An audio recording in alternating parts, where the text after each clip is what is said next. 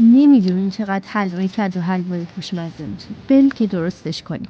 شکر و آب و رو حرارت میذاریم تا شکر حل بشه. گلاب و زعفرون و هل و دارچین رو بهش اضافه میکنیم و 3 تا 4 دقیقه میذاریم که بجوشه.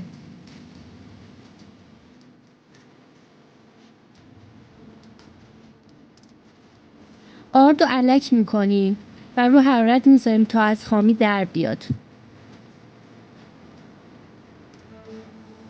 وقتی از خامی در اومد دوباره الک میکنیم که هیچ گلوله‌ای داخلش نمونه.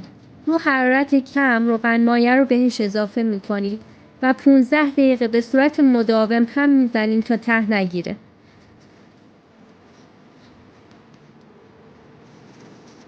پوره کدو حلوایی رو که از قبل پختیم و هیچ آبی نداره بهش اضافه میکنیم و 3 تا 4 دقیقه تفت میدیم.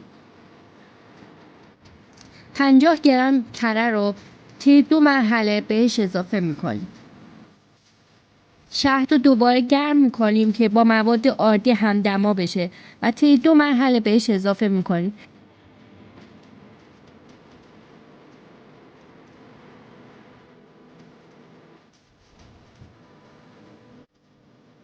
حلوا رو حسابی هم میزنیم تا گهواره شکل بشه.